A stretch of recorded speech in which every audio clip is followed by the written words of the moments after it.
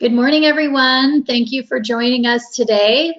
Today's webinar, I am Jessica Touchard with GeoSearch. I'm the senior recruiter here. I'm joined by Richard Serby. He is the president of GeoSearch. And we are discussing today careers by design. In other words, how to map out your career path and have some intention while doing so.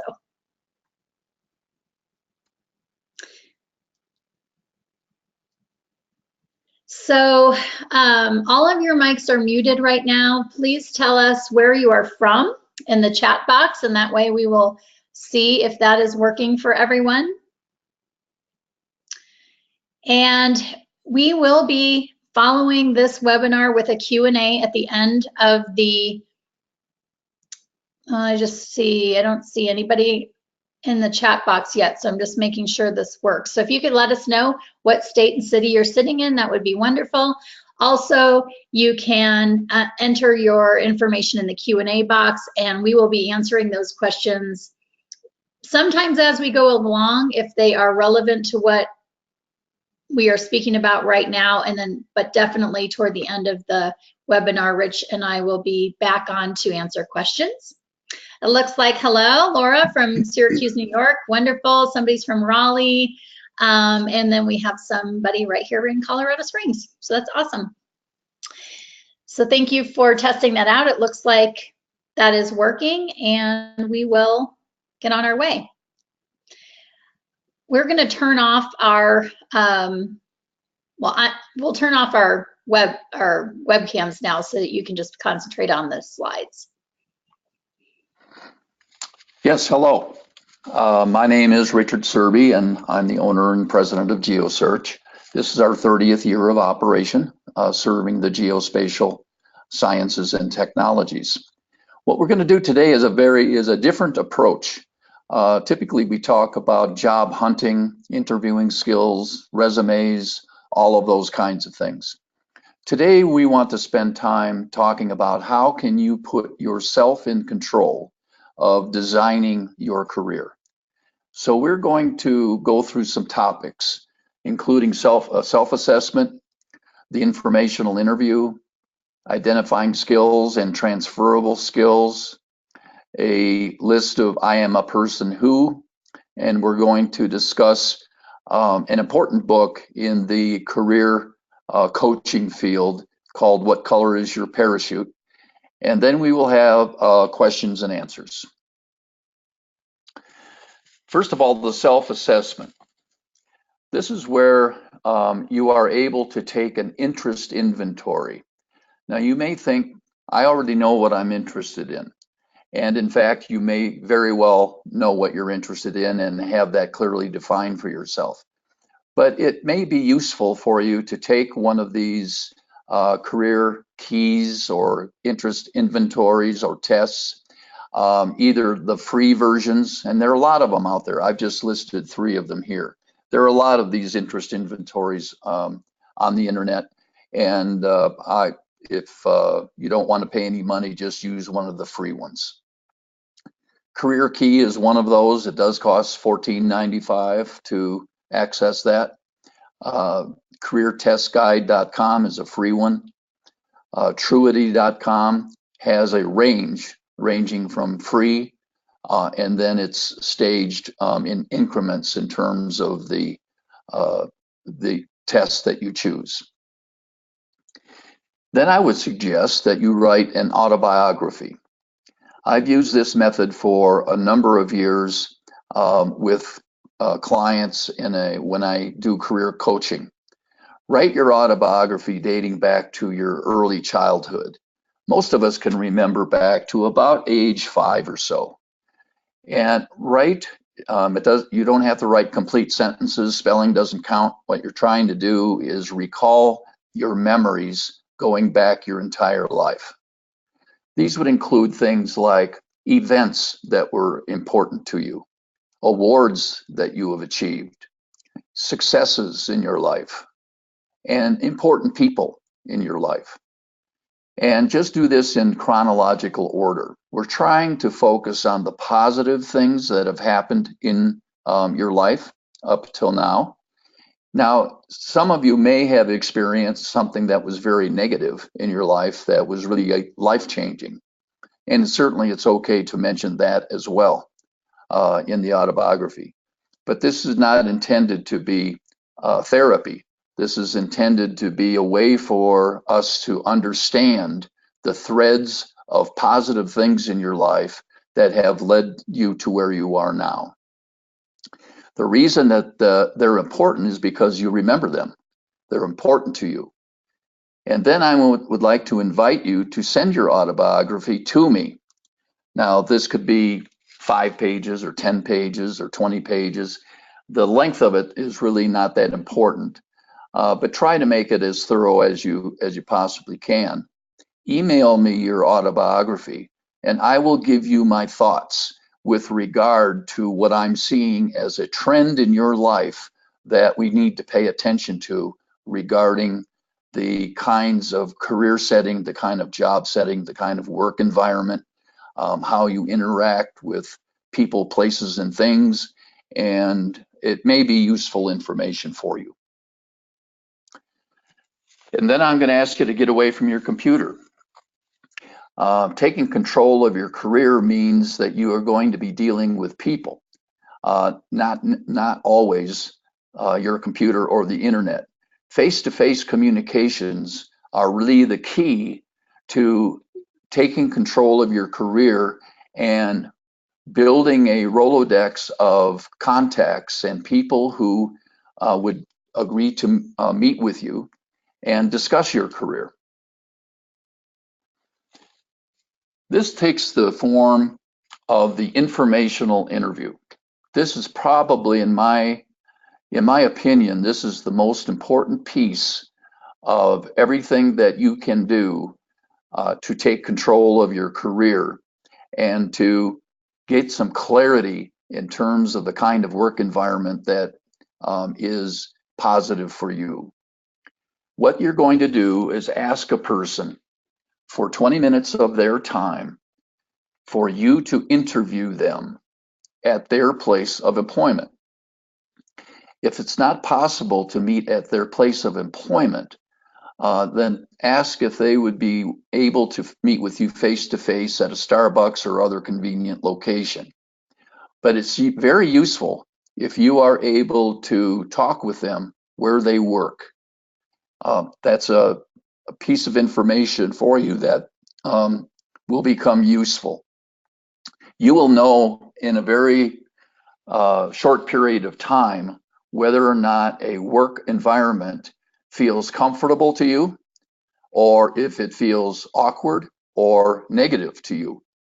And that the only way that you can get that feeling is to be there and to see how people work with one another, to see how people interact with one another, to see whether or not people are looking as if they're enjoying being at work or not, if it seems comfortable or if it seems stressful. Those are the kinds of things that are of value to you if they are willing to meet you where they work. The types of questions that you ask are basically in 3 categories. The first category is about the industry. Talk to me about your industry. Is it growing? Is it changing? What are the challenges that your industry faces today? And allow them to talk about the industry as a whole. Ask about the company or the public agency that they are in, and what sets your organization apart from the competition, or what sets your public agency apart from other public agencies who are doing the same thing. Let them talk about their company. Let them talk about their public agency. Let them brag a little bit about what sets them apart from the competition. Then you want to ask about them. Tell me your story. Tell me how you got to this place at this time. Tell me about your career. Tell me how it unfolded. Tell me about what you did to make sure that you were advancing in your career.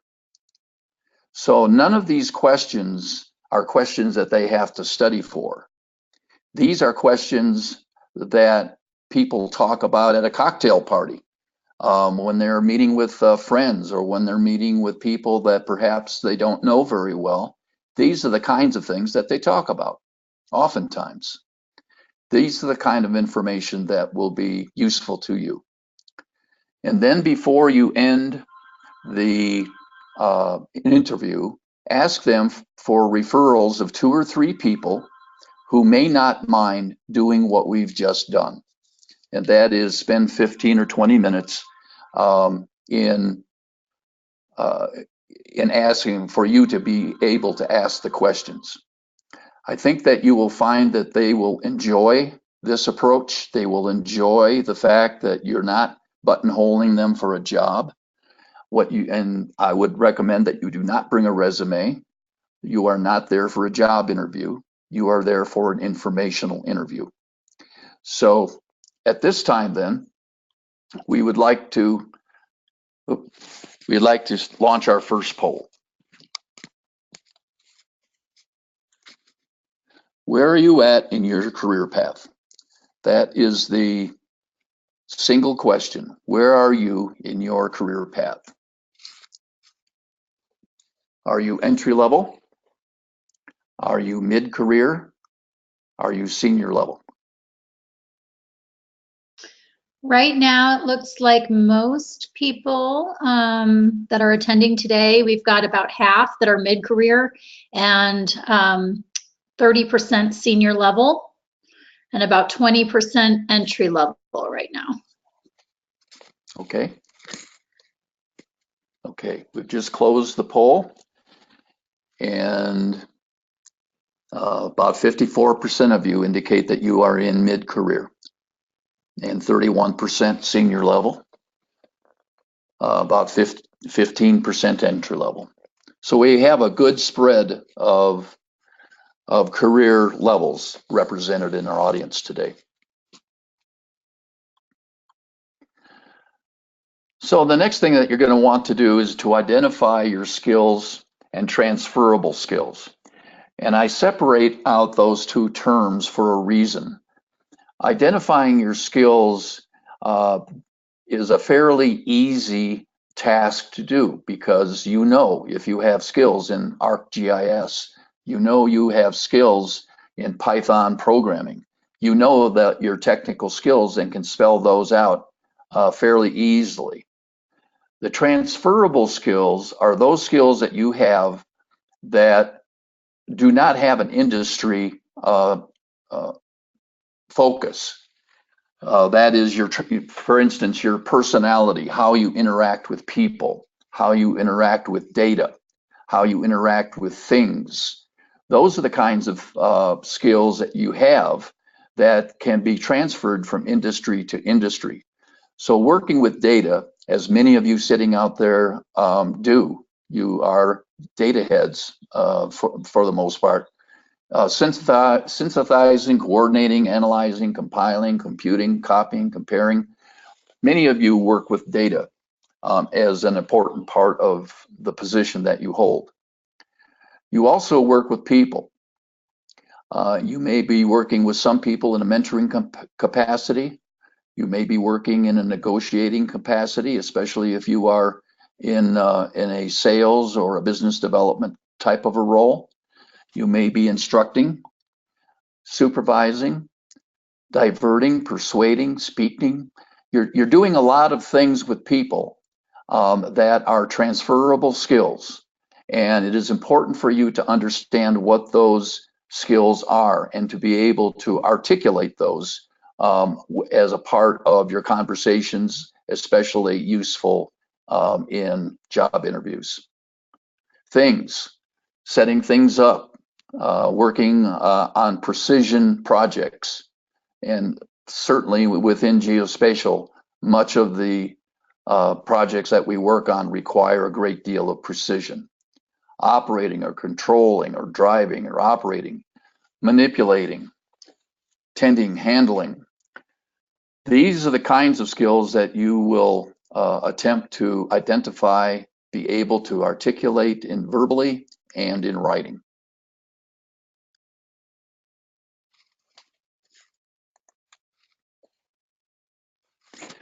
So the second poll is, how satisfied are you with your work environment?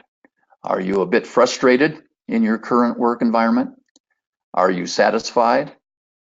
Or are you searching for a better place to work or a different kind of a work environment?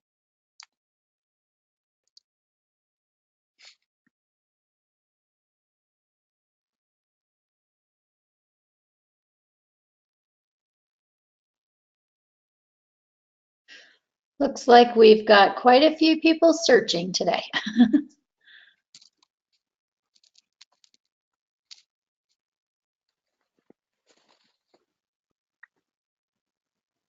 Almost everybody has almost voted.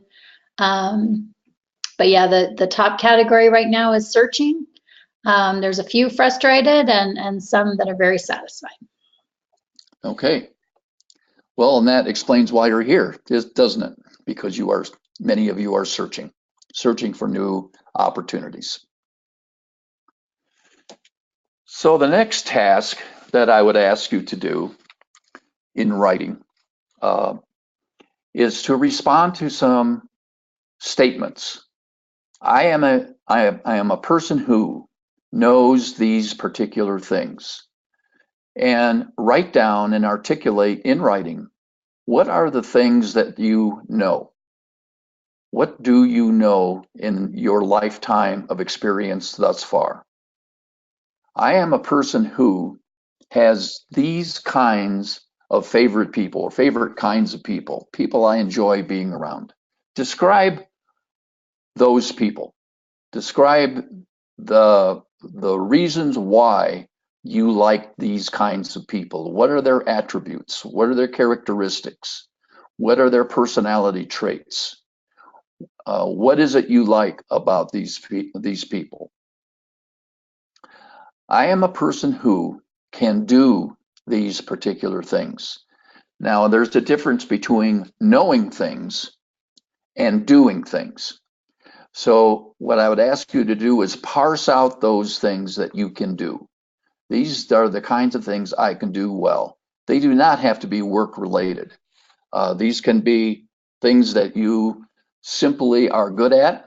If you're a good basketball player, if you are good at mechanical work and you like to putter around with automobiles and so forth, these are the kinds of things that you do that may or may not relate to the work that you do. I am a person who has favorite working conditions. For those, especially those out there that responded to this past poll as being frustrated in your current working environment or are searching at this moment in time, describe the working conditions that would be positive for you. Describe the environment. Describe the interaction of people. Describe whether or not you would be working alone, and some people prefer doing it that way, or if you prefer working on a team of people. Describe what that working environment would look like for you in a positive way. I am a person who prefers a certain level of responsibility and salary.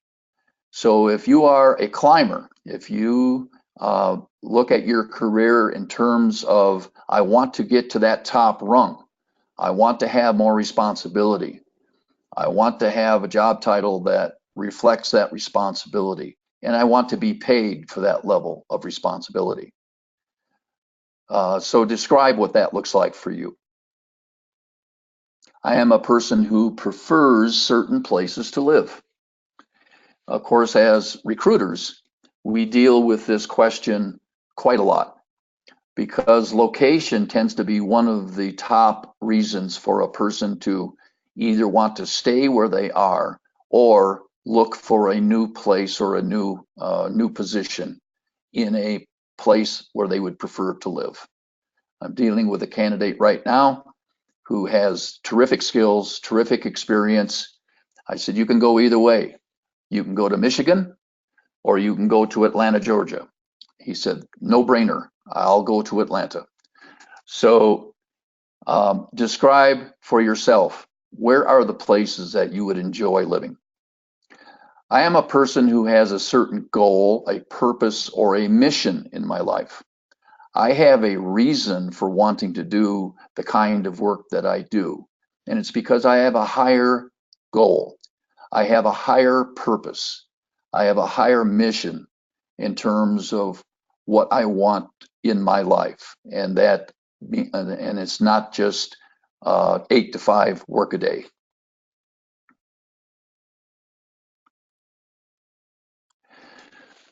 So this particular book is sort of the career counselor's Bible. It has been written. It was first written in the mid 1970s by a fellow who just passed away recently, Richard Bowles, and has been rewritten every year since. The 2018 version is out, and you can buy that electronic version or paperback. I would encourage you to obtain a copy of this book because it's really not a storytelling book. It is a book, a reference guide in terms of how to manage, how to design your career. Very, very useful. And I recommend, when I work with clients as a career coach, this is what I give them. Part of the fee that you pay me if I'm your career coach is to purchase this book. And we're going to use this book as a way for us to work through designing your career and put you in control of your own career. Most of us are going to work for 40 years or so in our life.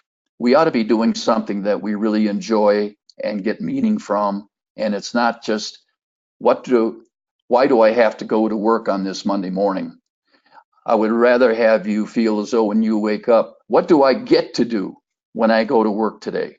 Because I know it's going to be challenging and it's going to be fun and it's going to be enjoyable.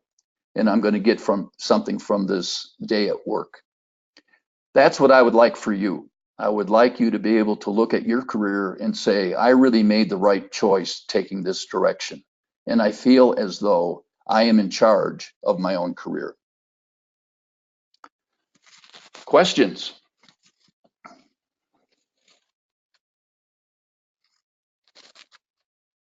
Okay, we'll turn our webcams back on here. And take a few questions. Let me see if I need to figure out how to get this out of here. Okay.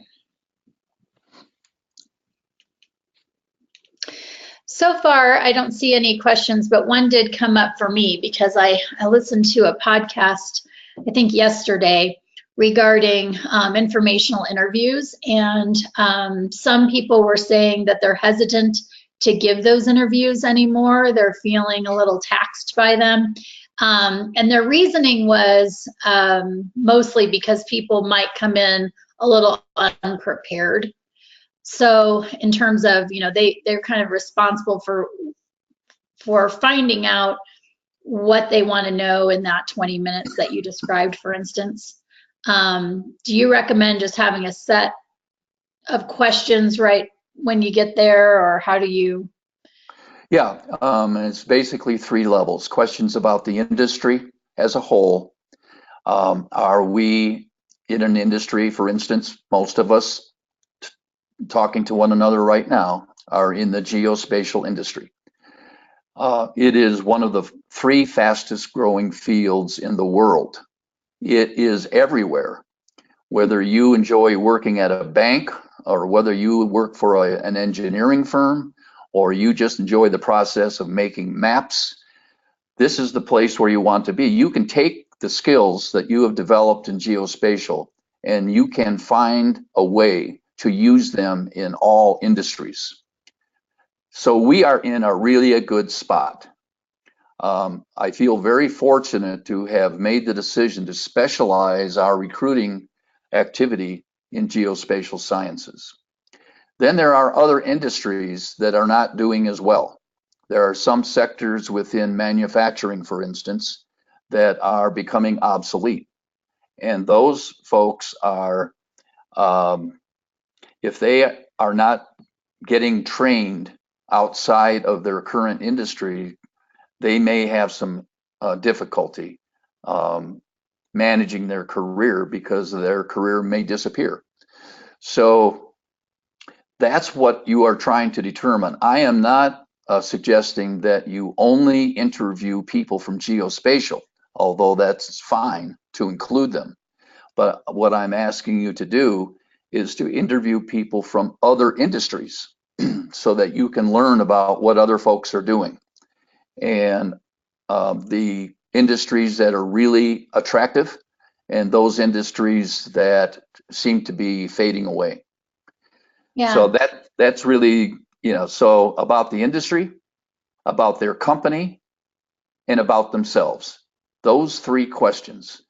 So that's not something they have to prepare for. And actually, the people that I've talked to that have done these for my clients enjoyed the process of doing it. Yeah. Yeah. So another related question I'll start here is, where should I start when looking for who to ask about an informational interview? A friend, a company that I'm interested in, or sometimes I wonder, my quick answer to that is, should it be somebody within your organization if you're already working, particularly those of you who are satisfied, but you're looking to move up a ladder, like who could you talk to within your organization about what they're doing now and how they got there? When I was a public school teacher and administrator, the first informational interview I did was with my own superintendent of schools. I asked him for 20 minutes of his time. We spent that in his office, and I asked him about the future of public education, the future of our school district. And I asked him to tell me his story. It was really nice to be able to have a discussion with my boss, very much different than discussions that we have had in other meetings and so forth. I've also had informational interviews with friends, friends who were perhaps working in an industry or in a field that I didn't really quite understand. How is it you earn your check? Would you be able to spend some time with me and talk to me about the industry that you're in, the job that you have, how you got where you are? Once again, I learned a lot, and the people that I talked to, the people that I interviewed, enjoyed the process of telling me, because it was stuff they already knew, and it was information that I did not have. So start with a person who you are comfortable with, whether that's in your work environment or whether that's a friend, or someone that you are acquainted with and you're curious about the industry that they're working in, and you're curious about the job that they do within that industry. So Okay. start with a person you are most comfortable with. Yeah, and conferences and things like that can be a good place to start too, in terms of someone you may be meeting. Another question from, what if my location does not matter, but they're looking for a challenging opportunity? How would they go about maybe defining where to start looking for that? Well, if location is not an issue for you, that gives you a big advantage, because it opens up the entire world for you. So whether you are in Minnesota or whether you are in Miami, is not going to be an issue for you. So I would think that you just take advantage of all avenues of finding out and discovering opportunities that are out there. And I would suggest that you take yourself through the process we just discussed this past 30 minutes or so. Do that first to get an idea of how you are going to know when you are looking at a job description. How are you going to know that that's something that's going to fit what you want to do next? Okay. The next one we have, do you have suggestions or best practices for finding a mentor? Well, finding a mentor, matter of fact, it's very timely that you're asking that question. I'm working with 5 high school students as a volunteer, and they are all just finishing their junior year in high school. And today, 2 of those students and I are going to meet with a mentor that they have not yet met. We have one whose long-term goal is to become a nurse. And we have an appointment today with a home healthcare business. And the lady who we're going to meet has volunteered to mentor this high school student to get her involved in a certified nursing assistant program this summer so she can begin to understand what it's like to be a nurse. And she will guide her through that. And so I'm really excited that we're going to have this meeting for her and that she is going to be introduced to a young woman who has said, I would love to mentor a high school student and introduce them to what we do. I'm also meeting with a young man, and we are going to be meeting with a banker. He is interested in finance, and there is a banker in our community who has indicated that he would really enjoy meeting this young man and beginning the discussion of what it's like to work in a bank environment and what banks are all about in 2018. So finding a mentor probably is to imagine I would network off of friends and family. I would do that first. Who would you recommend that I talk to about help guide my career? And that may be somebody that you're already working with. That may be somebody that you know from conferences or meetings, someone that you've been impressed with, someone that you look up to, and introduce the idea of that person becoming a career mentor. Right. Most people are happy to do that. The next one is from Jaden. He said, in your experience, how long does a typical person in our industry remain with the same employer? And I'd like to follow that question with, is it sometimes necessary to move employers to accomplish your career path? Boy, things have changed over the last 30 or 40 years. My dad worked for the same company for 33 years, and he enjoyed it. That's where a lot of our family friends came. I worked in the same, it was a glass making plant for General Motors. What we see today in most all industries, it is not unusual to see people changing jobs every 3, 4, 5 years. It is, and some people in what's called the gig economy don't want a full-time job. They don't want a full-time permanent job. Their idea is to go from gig to gig, from project to project, and they prefer to do it as a contractor. And that is their career design. That's how they want their career to unfold. While others have the need to stay in one place for a long period of time.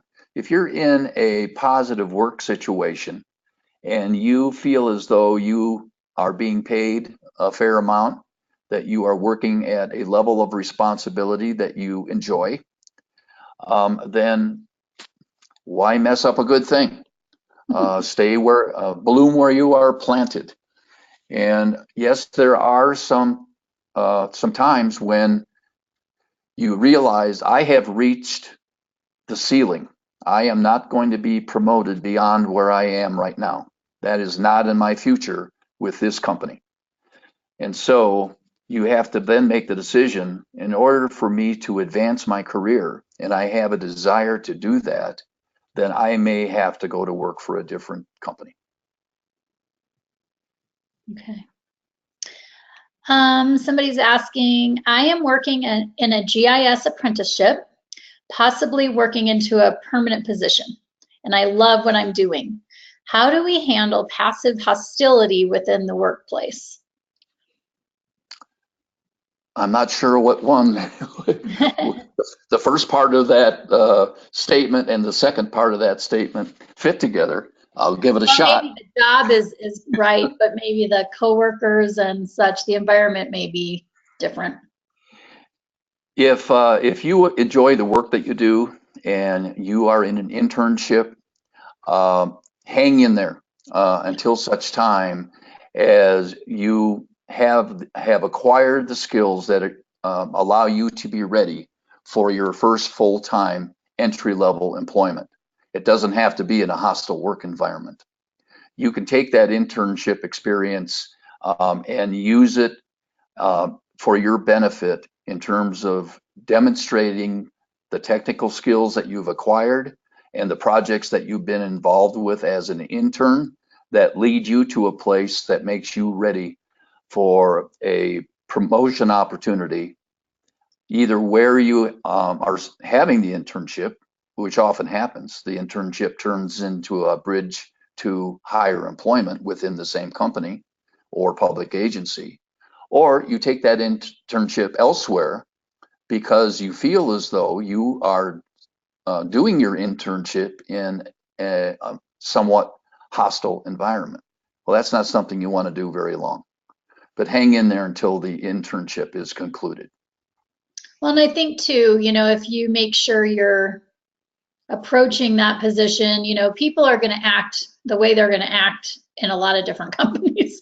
And they're made, sometimes you just have to say, I'm the kind of person that's going to go in, I'm going to do my position and, talk to who I need to talk to about the situation. But, as much as you can do to have your own best interest at heart and get the experience you need and do what you love, sometimes those people come and go anyway. So it may not be forever.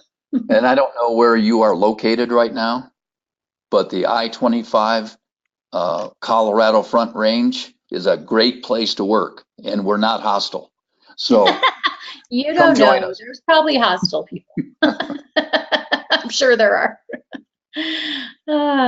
I think that seems to have wrapped up. Let me see. Are there any other questions before we go? I think we've got most of them. There's a couple of thank yous here. Somebody's asking for our contact information, and we'll certainly provide that again here at the end to give you an idea where to send your resume. But you can always go to geosearch.com.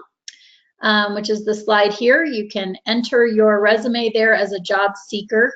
You will get alerts when you do that for any preferences that you set. So if you set location preferences, job category preferences, you will get an email letting you know that we have new positions available once you are registered with that.